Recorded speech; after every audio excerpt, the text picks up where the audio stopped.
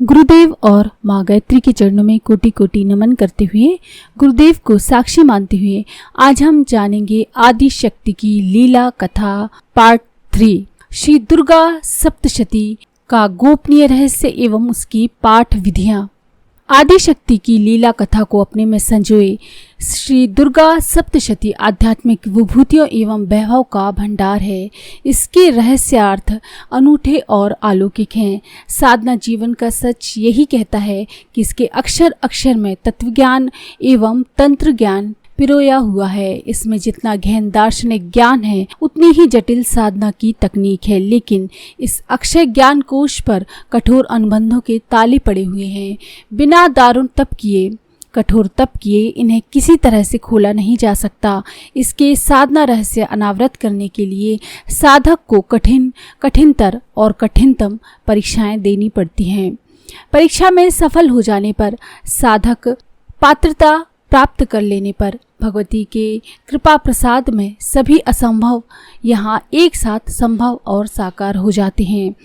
हाँ, ये त्रिकाल एवं त्रिबार सत्य है कि श्री दुर्गा सप्तशती के अनुष्ठान से सब कुछ संभव है, परंतु ये सत्य उन्हीं के लिए है जिसके रहस्यार्थ में गहरे बैठ सकते हैं, जो उसको समझ सकते हैं।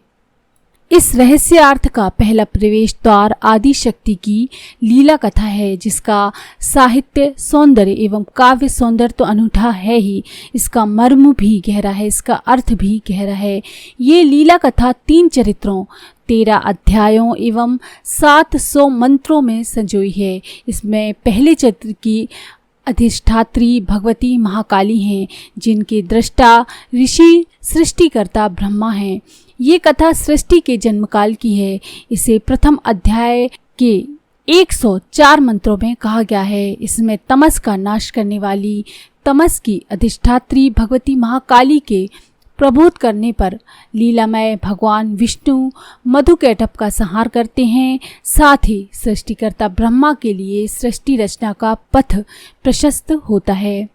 इसके दूसरे चरित्र की अधिष्ठात्री महालक्ष्मी हैं, जिनके दृष्टा ऋषि भगवान विष्णु स्वयं हैं।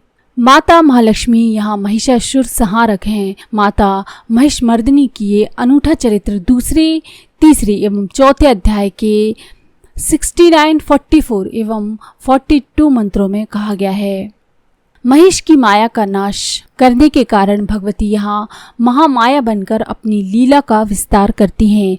इनकी कृपा से साधक सभी लौकिक एवं आध्यात्मिक ऐश्वर्यों को प्राप्त करता है। इसके बाद तीसरे चरित्र का विस्तार है। इसकी अधिष्ठाता शक्ति माता महासरस्वती हैं, जिनके दृष्टा ऋषि भगवान महारुद्र स्वयं हैं। ये चरित्र 5वें अध्याय से लेकर 13वें अध्याय तक विस्तृत है। इसमें शुंभ निशुंभ के मान मर्दन की कथा है। साथ ही इस महाचरित्र में भगवती अनेक रूपों में प्रकट होती हैं। इस लीला कथा के तीनों चरित्रों का अवगाहन साधक में भक्ति का जागरण करता है। उसमें सात्विक जिज्ञासा का उदय होता है और तब वह इसके दार्शनिक रहस्य को जानने का अधिकारी बनता है। दार्शनिक रहस्य के क्रम में इसमें द्वैत एवं अद्वैत की मनोरम छटा बिखरी है। प्रचलित दार्शनिक अर्थों में इसकी तुलना सांख्य एवं वेदांत से की जा सकती है, पर ठीक ये वैसा नहीं है। मूल प्रकृति से उससे विकास क्रम की झलक तो यहाँ मिलती है, परंतु पुरुष के बहत्व के प्रमाण यहाँ स्पष्ट नहीं होते हैं। यही स्थिति अद्वैत तत्व से संबंधित है। वेदांत का ब्रह्म यहाँ शक्ति में ही भासमान होता है। यहाँ अद्वैत तो है, पर वह शाक्ते द्वैत है। इसका प्रमाण भगवती के इस वचन से मिलता है, जब वे कहती हैं, मायकैव तिष्ठः, मैं अकेली ही स्थित हूँ। इस दार्शनिक रहस्यार्थ का बोध होने पर साधक के सामने योग रहस्य का प्रवेश द्वार खुलता है। योग रहस्य की ये प्रक्रिया जटिल भी है और सुगम भी। जटिल उनके लिए है जो अभी तक महापाश एवं कर्म पाश में बंधे हैं, जिन्हें अनेक आघात लगने पर भी बोध नहीं आता। सुगम उनके लिए है जो सचमुच ही विवेक में स्थित हैं। यानी जिनका संसार से वैराग्य नहीं हुआ, कई तरह से जो लोग मोह में फंसे हुए हैं, अपने कर्मों के बंधनों में फंसे हुए हैं, उनके लिए ये जटिल है और उनके लिए सरल है जिनका कि वैराग्य का उदय हो गया है। राजा सुरथ, समाधि वैश्य एवं मेधा ऋषि, ये 3 अवस्थाएं हैं साधक की। इनकी विवेचना काफ़ी गूढ़ है जिसे कुछ पंक्तियों में नहीं समेटा जा सकता। ये ध्रुव विषय अपने संबंधित मंत्रों में स्पष्ट होता रहेगा। इन मंत्रों में न केवल योग साधक के विघ्न योग ग्रंथियों का विवेचन है, बल्कि इनके निवारण का विधि विस्तार भी बताया गया है। योग रहस्यार्थ को जानकर कोई भी साधक अपनी साधना के सभी विघ्नों को दूर कर कुंडलिनी शक्ति का उत्थान एवं चक्र वेधन की क्रिया संपन्न कर सकता है। इसमें कई ऐसे रहस्यों का वर्णन है जो कि साधारण साधक की समझ से बाहर है, जिनको एकदम समझ नहीं सकता, लेकिन इसमें ऐसे कई रहस्य हैं जिनको यदि साधक जान ले तो वो अपनी कुंडलिनी को भी जागृत कर सकता है। योग रहस्य को जानकर अथवा इसको जानने के साथ ही साधक के सामने तंत्र के रहस्यार्थ खुलते हैं एवं दुर्गा सप्तशती का परम गोपनीय विभाग यही है। इसमें तंत्र की स्थूल प्रक्रियाएं हैं जो सूक्ष्म पहलू भी हैं। स्थूल प्रक्रिया में ये तत्व उद्घाटित होता है, किन मंत्रों का प्रयोग किन विशिष्ट अवस्थाओं में एवं किस सामग्री के साथ करना चाहिए। तांत्रिक यज्ञ पद्धति का इसमें सांकेतिक विवेचन विवरण खोजा जा सकता है। सूक्ष्म तंत्र क्रियाएं चेतना का पदार्थ से प्राण के उन्नत स्तरों से उठते हुए चित्त शक्ति के लीला रहस्य को जानने पर उजागर होती है। इस क्रम में कुंडलिनी एवं षट चक्र वेधन का क्रम भी है। ये तांत्रिक क्रम उनके लिए है जो विधिवत तंत्र दीक्षा पा चुके हैं अथवा जिन्होंने योग के महत्वपूर्ण सोपान पूरे कर लिए हैं। तंत्र के रहस्यार्थों से जुड़ा हुआ ही मंत्र का रहस्यार्थ भी है। इसे पूरी तरह से तंत्र क्रिया से अलग तो नहीं किया जा सकता, परंतु अपेक्षाकृत इन प्रयोगों में जटिलता कम है। इस मंत्र प्रयोग के ही क्रम में श्री दुर्गा सप्तशती की पाठ विधियां हैं। साधकों के अनुसार एवं शास्त्रों के अनुसार 11 पाठ विधियां प्रचलित हैं। पहली विधि है, इसमें पहला महाविद्या क्रम है जो सर्व कामनाओं को पूर्ण करने वाला है। इसमें प्रथम, मध्यम एवं उत्तर चरित्र का क्रम से पाठ किया जाता है, यानी पहले प्रथम चरित्र का पाठ करें, फिर मध्यम का, उसके बाद उत्तर चरित्र का पाठ करते हैं। दूसरा क्रम महातंत्री क्रम कहलाता है। ये शत्रुनाश एवं लक्ष्मी प्राप्ति के लिए किया जाता है। इसके क्रम में पहले उत्तर चरित्र का पाठ, फिर प्रथम का, उसके बाद मध्यम चरित्र का क्रम का प्रयोग होता है। तीसरा क्रम चंडी क्रम है।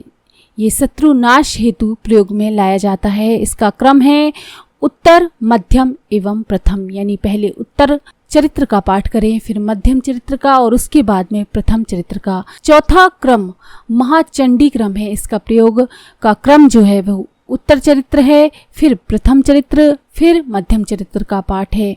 ये भी शत्रुनाश एवं लक्ष्मी प्राप्ति के लिए है। पांचवा सप्तशती क्रम है, वह लक्ष्मी एवं ज्ञान प्राप्ति के लिए है। इसका प्रयोग क्रम मध्यम, प्रथम एवं उत्तर चरित्र है। छठा क्रम मृत संजीवनी है जो आरोग्य लाभ के लिए होता है। इसका प्रयोग का क्रम है पहला मध्यम चरित्र, फिर उत्तर चरित्र का पाठ और उसके बाद प्रथम चरित्र का पाठ। सातवां क्रम रूप दीपिका है जो विजय एवं आरोग्य दोनों के लिए है। इसका प्रयोग का क्रम है प्रथम चरित्र का पाठ, फिर उत्तर चरित्र का पाठ एवं उसके बाद मध्यम चरित्र का पाठ। साथ ही विशेष मंत्र से संपुट का विधान भी है, यानी इस सातवां जो क्रम है उसमें आपको संपुट लगाकर पाठ करना पड़ेगा। इसके अगले क्रम में आठवीं जो विधि है उसमें निकुंभला पाठ विधि है। ये रक्षा एवं विजय के लिए है। इसका प्रयोग क्रम है मध्यम चरित्र का पाठ, उसके बाद प्रथम चरित्र का पाठ, उसके बाद में उत्तर चरित्र का पाठ। ये भी विशेष मंत्र से संपुटित किया जाता है। नौवां क्रम योगिनी पाठ विधि का है। ये बालोपद्रव शमन के लिए है।